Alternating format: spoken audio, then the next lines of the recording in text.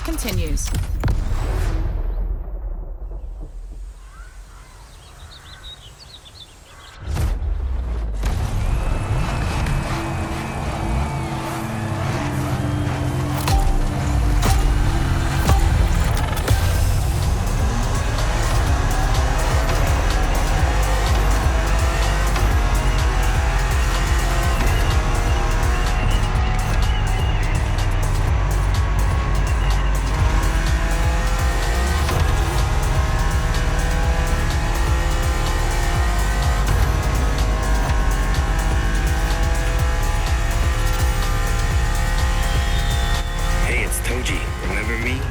Japan, the pack, the guy with the Evo X.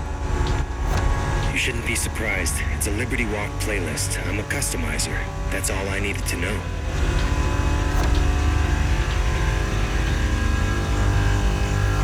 My country is the mecca of tuning.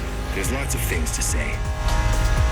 But let's start with this. In Japan, every Custo lover knows the name Wataru Kato. Bringing his own style to bear on supercars. That's his thing.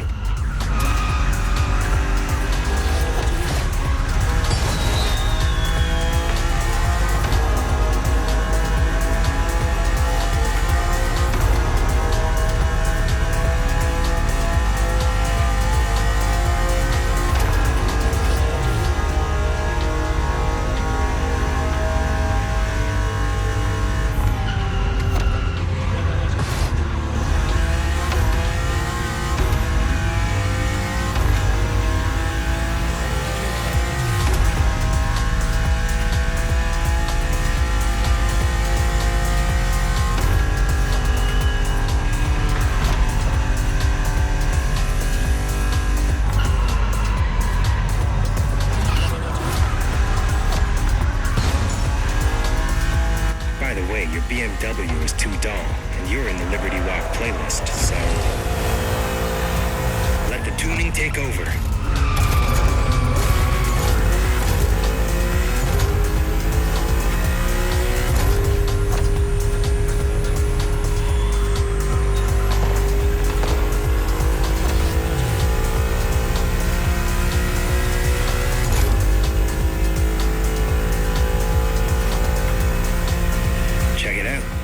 Front bumper and rear wing, side skirt at ground level, wide fenders with rivets.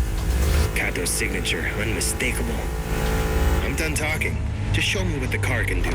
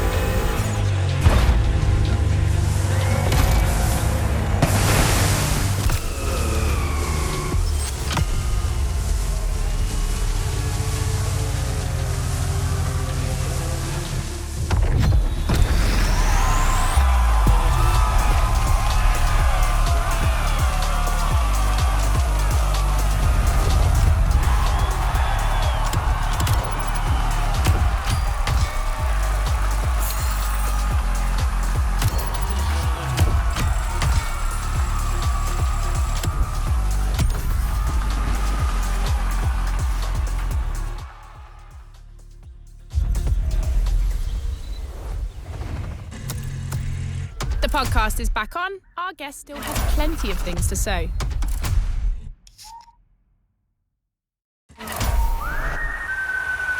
I started Drift Masters with 620 natural aspirated horsepower, and in Riga I was clutch kicking in 5th gear. Yeah, I remember the same. I was the same as well. Yeah. Like coming crazy. around the turn. Wow.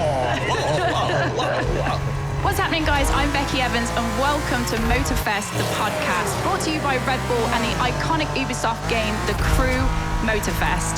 This is a podcast where I get to talk to the top motorsport athletes in the world about their passions of all things speed, wings, and wheels.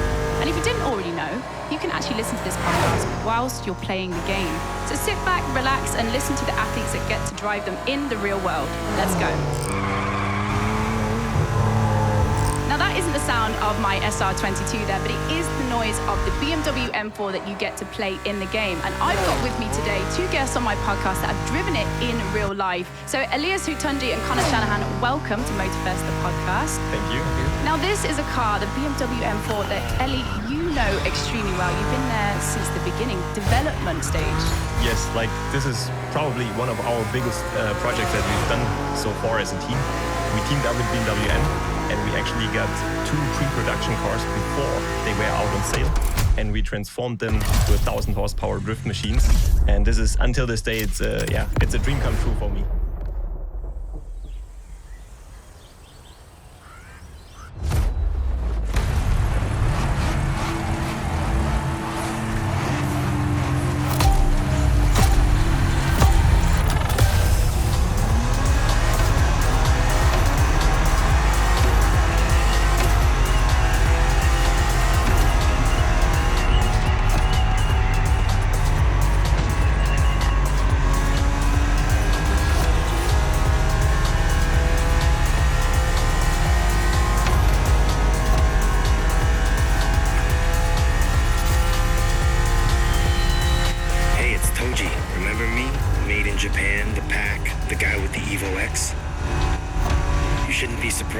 It's a Liberty Walk playlist. I'm a customizer.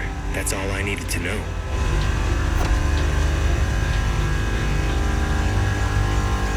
My country is the mecca of tuning. There's lots of things to say. But let's start with this. In Japan, every Custo lover knows the name Wataru Kato. Bringing his own style to bear on supercars. That's his thing.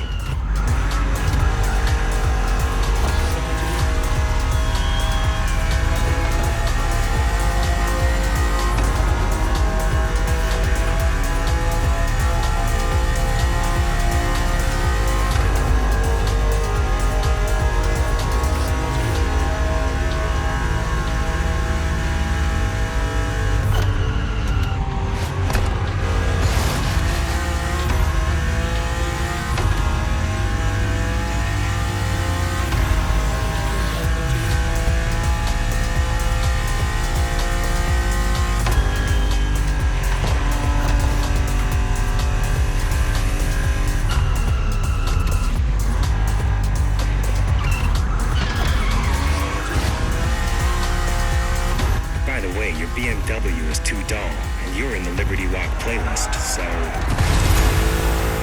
let the tuning take over.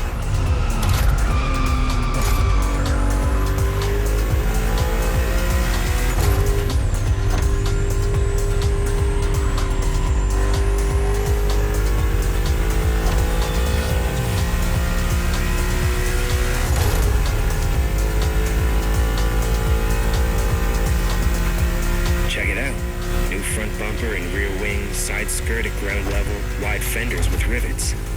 Kato's signature, unmistakable. I'm done talking. Just show me what the car can do.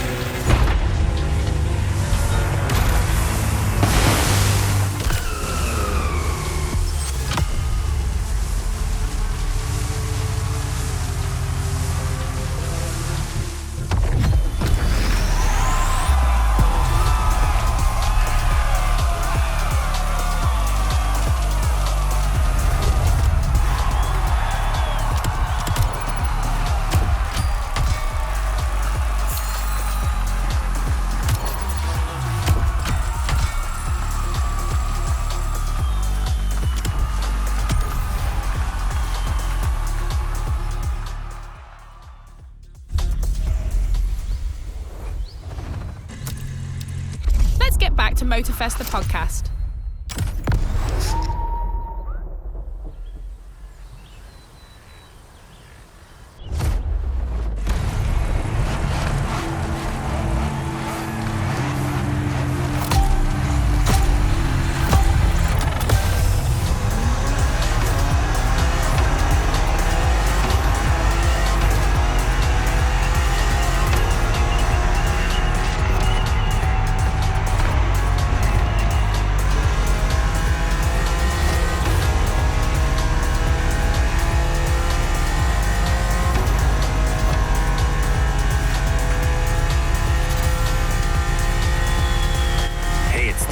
Remember me? Made in Japan, the pack, the guy with the Evo X? You shouldn't be surprised. It's a Liberty Walk playlist. I'm a customizer. That's all I needed to know.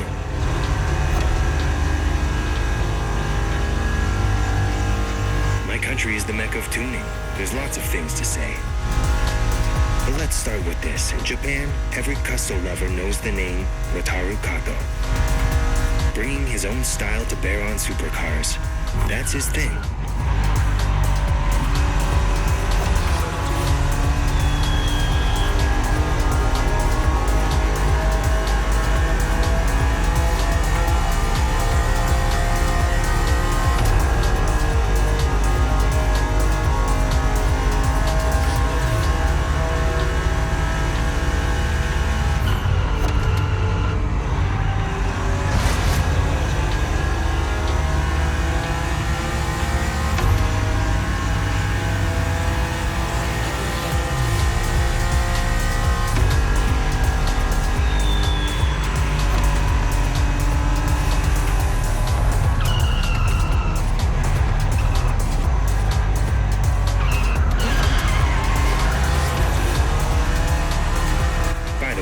BMW is too dull, and you're in the Liberty Walk playlist, so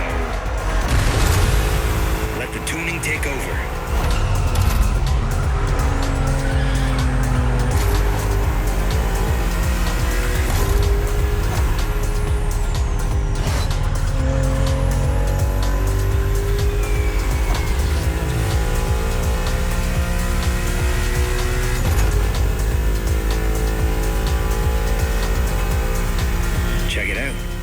Front bumper and rear wing, side skirt at ground level, wide fenders with rivets.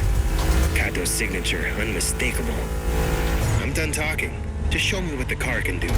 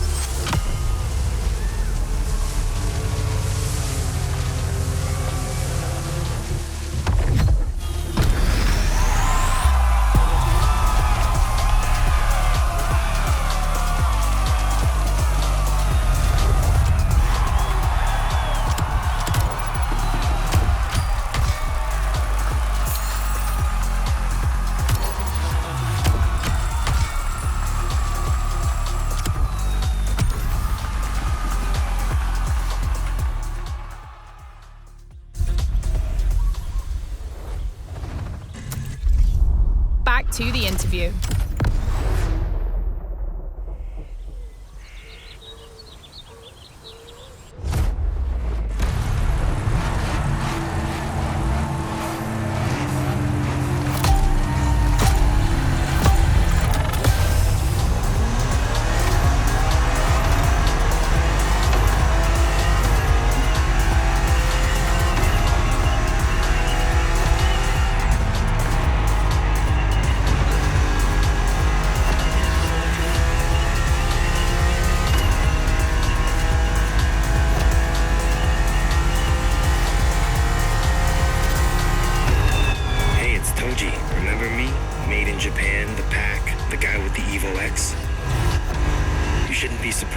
It's a Liberty Walk playlist. I'm a customizer.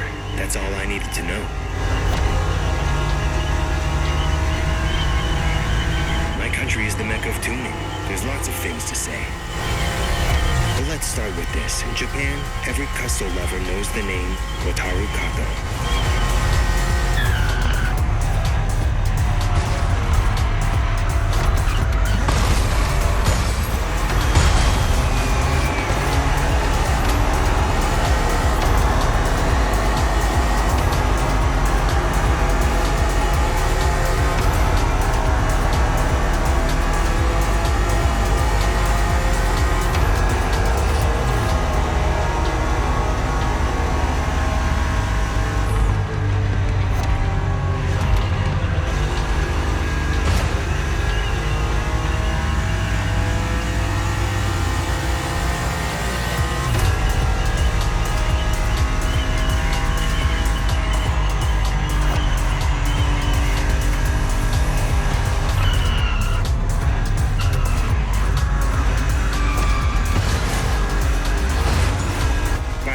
BMW is too dull, and you're in the Liberty Walk playlist, so let the tuning take over.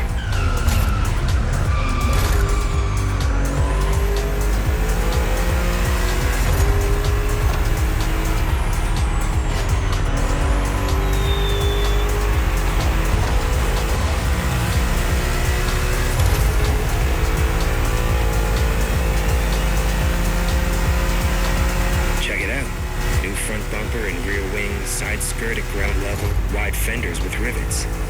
Kato's signature, unmistakable. I'm done talking. Just show me what the car can do.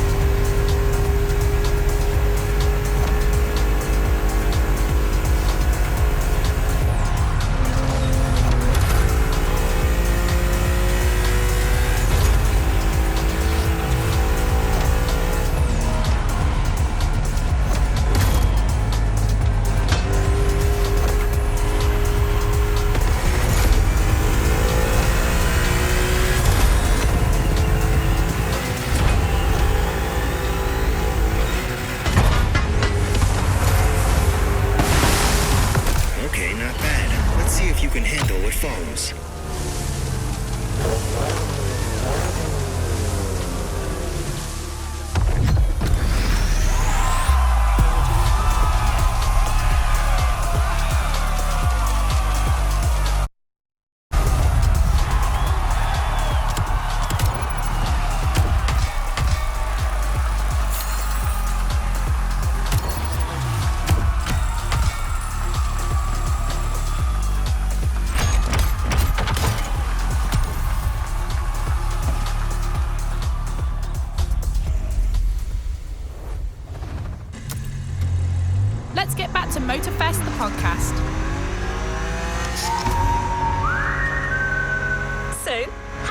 like that modded BMW. Can you feel the difference? It has all the signature Liberty Works upgrades. A perfect way to set the mood. I would say I use like a jet. Like you can see the fire from the exhaust, like full time. We risk our life, but it is what it is, Like, and hopefully you get a good machines. I want to have like proper missile, and how do you say, the minigun. The one with the Tommy gun with the... Yeah, that one, yeah. And oil like a oil league weapon, something like that. Perfect. Defense. Mad Max style, love it. What's happening, guys? My name is Becky Evans and welcome to Motorfest, the podcast. Good news, that car isn't going anywhere. You're taking it again for the next ride. And it's a long one. Plenty of time for you to get acquainted with a true Liberty Walk vehicle.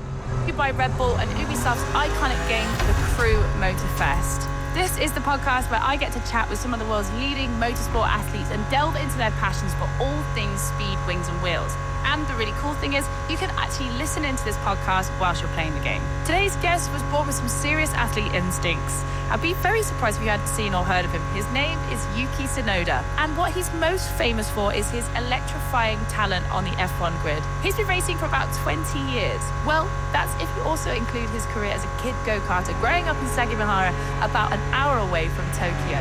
He lives in Italy currently, but he's joining me today here in Milton Keynes. Yuki, thanks so much for being here and welcome to the show. How are you?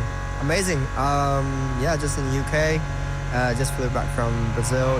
Just had a bit of 2 weeks gap, so excited for Motorfest now. So let's jump straight into it, Yuki. You've been described as a person who lights up a room when you walk into it, as someone who knows exactly what you want, and you're unashamed and unafraid to express it. And in terms of your identity as a driver, you're known for quite a modern driving style. Could you break down what you feel your driving style is for us watching you on the screen? My driving style, mainly, I have good confidence with the braking, so I'm good at attacking the braking, so you can use that also in the 1 lap qualifying lap, hot lap, and also to overtake someone. I think this is coming from the karting skills when I was very, very young, like 13, 20, 12 years old or whatever. My dad used to teach me a lot about braking, and that kind of base or DNA still inside my driving skill. And definitely I like to attack braking. Recently, last Grand Prix was a bit too much sometimes, and unfortunately a couple of times went to the wall. But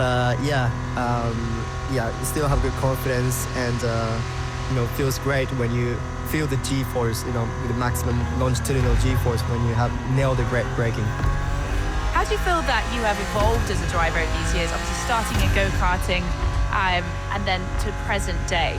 Yeah, a lot of things. When I was karting, a lot of emotional things that probably, as a human, I was growing significantly, fast, and especially those times. And at some point, I even didn't like much motorsports. I got distracted by other sports. I'm the person, like, I want to try a lot of sports. I'm very active. So I tried like downhill mountain biking, swimming, a lot of kind of stuff, skateboarding, for example. And I knew somewhere in my mind that motorsport is the things that probably I'm very good at. And I started 4 years old, and there's always strong passion inside my heart. So it started. It's kind of went through those moments and evolved throughout the years. And especially compared to first day Formula One, which was 2021, and compared now, it's a lot different. Even like 4 years, this kind of environment makes my mindset as very strong as a human. Not just inside of racing, also outside of racing. I feel just in general place I feel grown. That explains so much. When I watched you on that Red Bull series where it was you trying different sports, you absolutely shone, because it was just like getting to do other things, and you were so happy and excited. Serious race series, I think that code. I know you try to race with the vehicle that you don't normally race with, and adaptation to that is quite key. And probably because I was doing a lot of sports, you get used to it with adapting to some sports immediately. So probably that's why I'm good at it. And also the moments I feel a lot of adrenaline, I have to go flat out, and I go flat out from straight away from the, once I hold the steering and see how it goes. And those kind of moments that really get excited. Yuki, I feel like you'd make a great drift driver. From everything you've just said there, I think you'd be very good at it. I can't wait for the day to see you in a drift car. Hey, I love drifting. Yes, when I was in karting, rain condition, for example, like you can drift around, right? Like especially, corner entry, it's actually sometimes good to drift a little bit to rotate the car and, to drive fast in the corner. But current Formula One, like, it's hard to drift, you can drift, but not the drift that probably every people thinking about, it's not like Tokyo Drift, you can't just drift all the way through a corner. Sometimes actually drifting is good training for us because of, it's still, there's a lot of sliding, while in the hot lap. But because of we got used to it too much with a grip, that trying to not slide too much, sometimes you can't really react as much as you used to be. So actually drifting training is some drivers does it, and actually at some point even like when I went back to Japan, I did some time on the snow doing something drifting and just have fun. Yeah. This is a question I'm asking all of my guests in all seriousness. If you could be a car, a plane, a boat, or a motorbike, which would you be and why? Oh, good question. I'm thinking either plane or motorbike. I think a plane is quite good. You can fly around, but probably it'll be boring. You see just same view all the time. So above the clouds. So I would choose motorbike. Yeah, we're like trying to match people's personalities with which vehicle they take. I love the fact that you chose the plane. You went, it's kind of boring. Yeah. Just floating about up there. We'll take the motorbike. I'm actually quite easy to get boring with any sports. That's why I got distracted with a lot of sports. That's probably one of the reasons that I got distracted. But yeah, it's just easy to get bored. That's my favourite tagline from this podcast. Yuki Tsunoda, great driver, easily distracted. Yeah. Okay, so as I mentioned earlier, you've been driving for a very long time. Your father was a mechanic and a former car racer himself. How has his influence been pivotal on your career? Yeah, definitely my dad. Influenced my career a lot of parts, and like I said previously, that for example driving, part of my driving skill that I have a lot of confidence in the braking.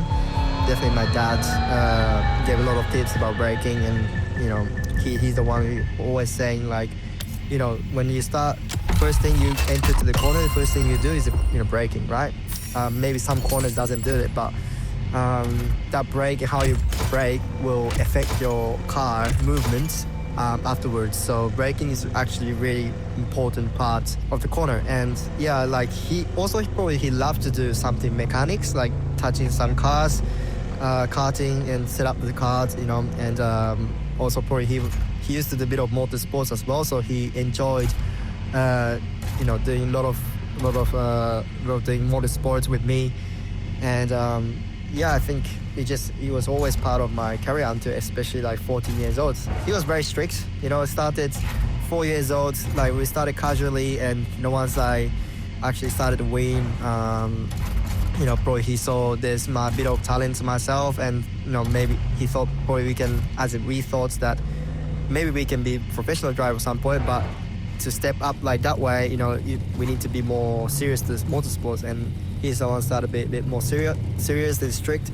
And that's why one of the reasons that I didn't like motorsports, because he was always the person like angry, mad at me, like when I have bad race, he's the one who very mad at me and didn't really enjoy it. But without those things and without his teach or taught, like the lessons, I wouldn't be here. So I very appreciate him. I think it makes a better driver. I did go-karting when I was 7 years old, and my dad was always like, "It's okay, sweetie." I remember hitting I remember the cone in the middle of the track, to separate the pack for the transponders.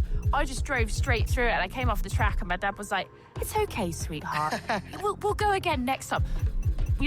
Clap forwards. I'm not a champion driver, so I can totally appreciate the strictness from dads. It definitely gives you a good level of discipline.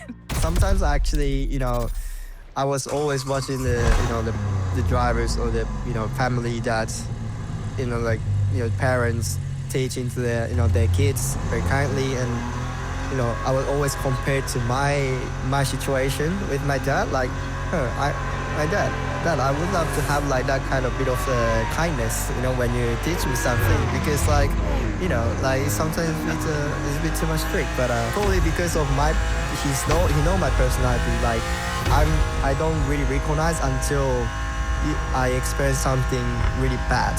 Then probably he knew about my personality, especially those kind of, I wouldn't say negative side, but one of the bit of weakness of myself to progress the karting, and well, that's why he was being very aggressive to me.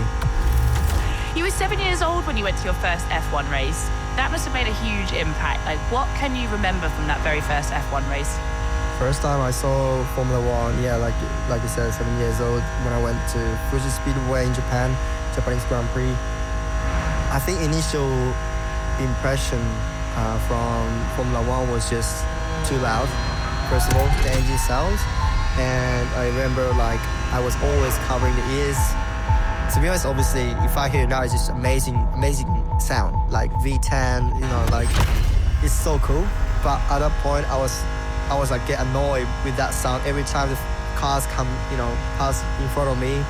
You just have to always cover the ear, and still you can hear through the hands. So yeah, it's like I didn't really have a good impression about Formula One, but at the same time, I got impressed about the environment, how the Formula One race works, and also all the drivers, how the high quality drivers are.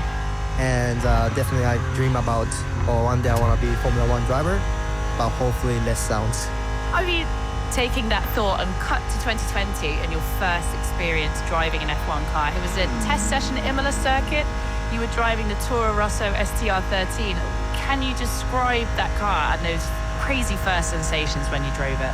I still remember first time I drove Formula One. It was like, first of all, I got impressed about initial longitudinal G-force after I accelerate. Just like the acceleration power I felt was you can't compare with anything,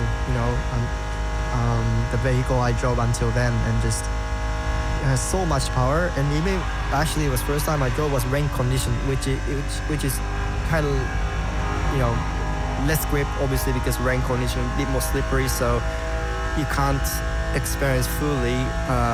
It's not like dry condition, so you can't really feel the full power of Formula One. But still, with the rain condition, feel massive power. And also one thing I got really impressed most was the braking. So like even rain condition, normally you press brake half of pressure compared to the dry condition. So there's a bit of step compared to Formula 3 to Formula 2. There's a change to carbon brake in Formula 2, and I still remember Formula 2 first time brake. I still got surprised, but like 2, 3, 10 times more. Like once the brake, like my neck went immediately forward, and like almost I touched the steering. Luckily not, but like damn, this braking is very have a serious power. Most of the time after that, you try to tense your bit neck and you brake, and normally you'll be okay. It was like that situation in Formula 2, but every time even when I tensed my neck, my neck went forward. The power of the braking, I got super surprised about that. Let's talk about F1. It is the pinnacle of motorsport in the highest class of single-seater racing. It's all about speed, positioning, pushing the machine to the limit. F1 cars generally generate a speed of over 200 miles per hour on the straights. But there's more to F1 than just speed. It's about timing, aerodynamics, the strategic thinking. It's about precision. Can you walk us through an F1 qualifying session for us? It's quite a simple thing. There's not much strategy to think about. Just drive fast in one lap.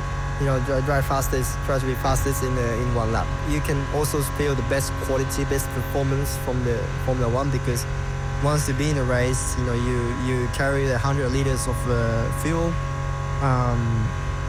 And also the tire won't be new tire, so it's already worn. So you have to kind of manage the tire to last long enough to make the strategy works. But in qualifying one lap, you don't have to think about it. And with a fresh tire, it just feels full power of it. And it's all about how much you can nail every corners. Obviously it's hard to be 100% perfect every corners, but every drivers are aiming to be 100%, close to 100% performance lap. And that's kind of beautiness and the thrilling is the one that I really like most from qualifying. So describe to me your ultimate dream machine. That could be a car, a bike, a plane. And I want you to talk me through, like, what's your custom color setup? What kind of sound is it making? Tell me what that looks like and sounds like. Right, color, I don't care. In terms of sounds, I'd miss B10, B12 sounds, so that one. But engine, I would say I use like a jet. You know, like you can see the fire from the exhaust, like full time. And I used to love the movie called Death Race. You know, there's a lot of weapon on the car and kill each other. I would love that. You know, like obviously you risk your life, but it is what it is. You know, like and hopefully you get a good machine. So I want to have like proper missile and how do you say the minigun. The one with the Tommy gun with the. Yeah, that one. Yeah. And oil like a oil leak weapon. Yeah, something like that. perfect. Mad Max style, love it. If you were to take me for a personal tour inside your garage, what would I find? Is there a car that you own and just absolutely love? I would say Honda NSX. It's not like old classic NSX, which I still love that one. But currently I have the new modern NSX, and the comfortableness you feel there in that car is amazing. Even though supercar, you know, most of supercar actually is very fast, but not really made for like a long ride trip car.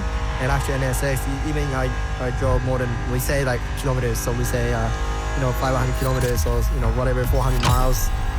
You don't feel any back pain, and just amazing. You're still having good power. It's more than 600 horsepower.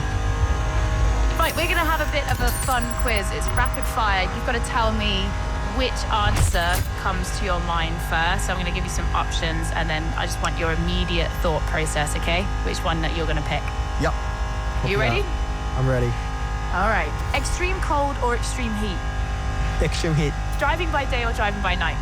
Is that like Formula One or just normal? Just normal. All right. Night. The last time you received a speeding ticket? Oh, I received recently documents from Rome. I don't know what I did, but it was actually yesterday I got, so yesterday. Perfect, yes. Yesterday. Do you sometimes talk to your cars? No. You've never talked to your F1 car? What? Talk? Like talk? Say, be good to me today. Never. It's more like be good to me rather than I will like, be. Come on, girl. True, yeah. Never. Like. Wow. There's a natural sense that probably connect each other. Like I don't talk. What are your current favourite music tracks to listen to whilst driving? So pre-race, getting into the zone, and post-race to relax and de-stress. I don't recently listen much to music before the session, but like to de-stress sometime after the session or my way back to the hotel, I listen quite often to country music recently. I really like multiple country music, like from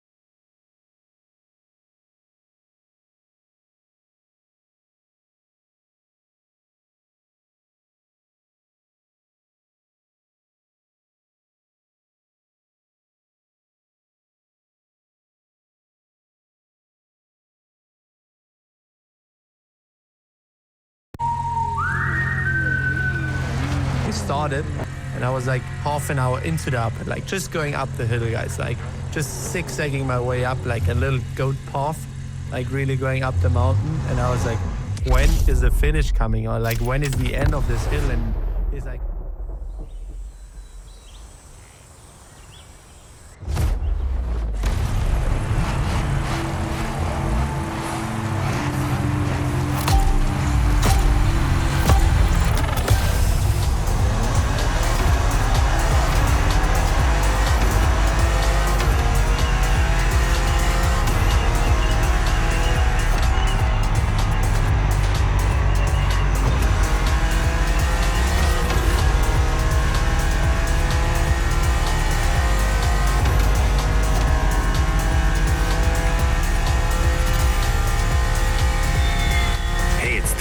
Remember me? Made in Japan, the pack, the guy with the Evo X? You shouldn't be surprised. It's a Liberty Walk playlist. I'm a customizer. That's all I needed to know.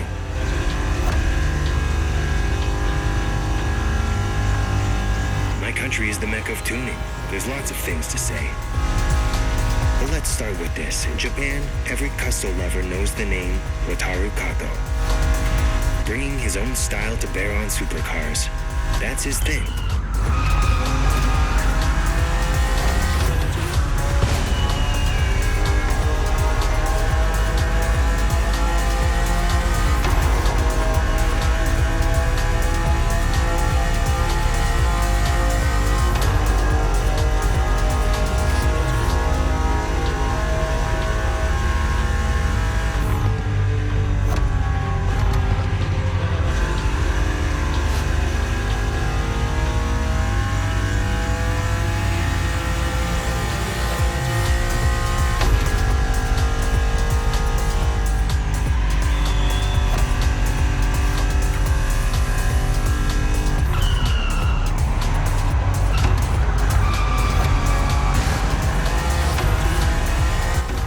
Your BMW is too dull, and you're in the Liberty Walk playlist, so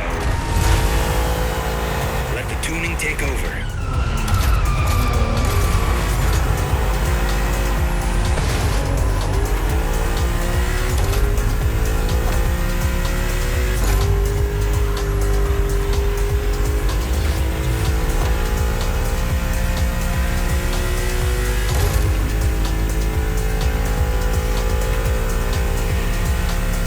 Check it out.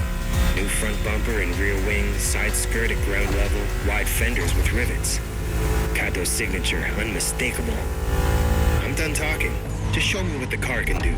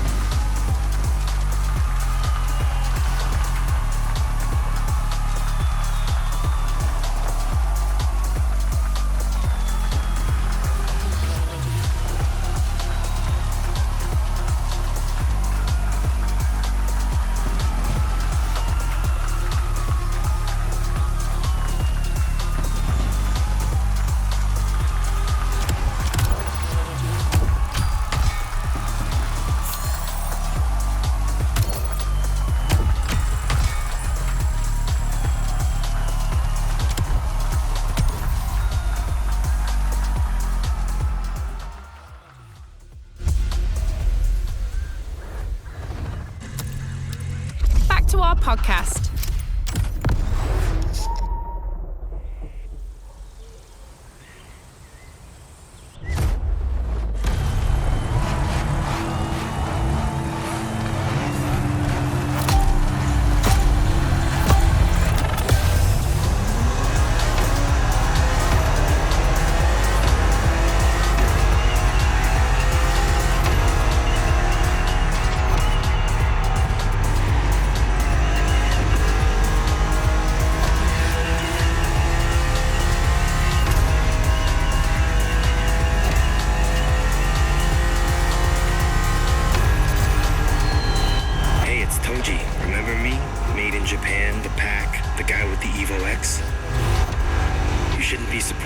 It's a Liberty Walk playlist. I'm a customizer.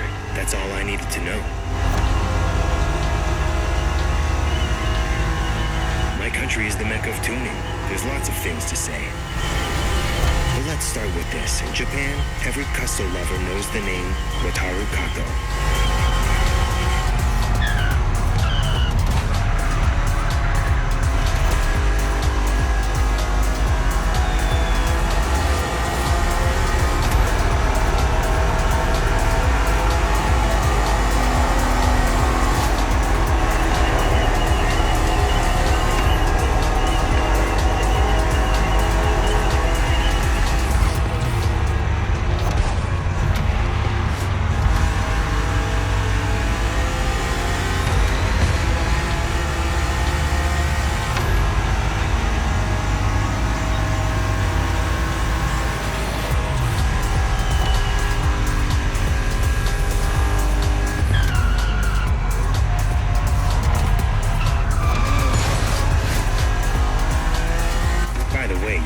BMW is too dull, and you're in the Liberty Walk playlist, so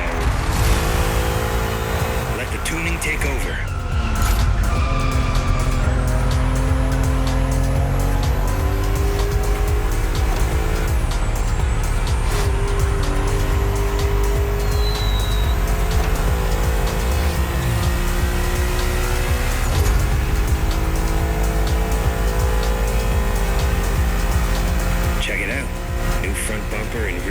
Side skirt at ground level, wide fenders with rivets. Kato's signature, unmistakable. I'm done talking. Just show me what the car can do.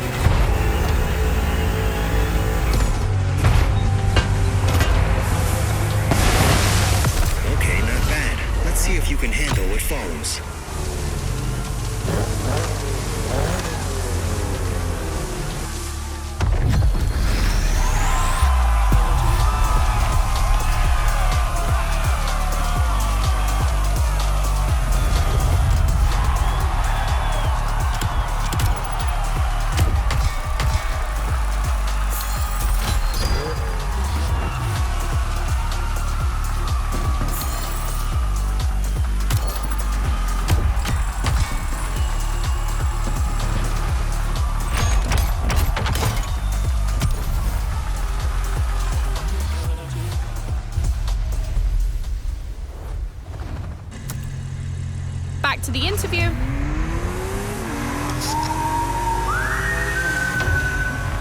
There's been time where... So, how do you like that modded BMW? Can you feel the difference? It has all the signature Liberty Works upgrades. A perfect way to set the mood. I was working 12 to 14-hour days, 7 days a week, working 2 or 3 different jobs.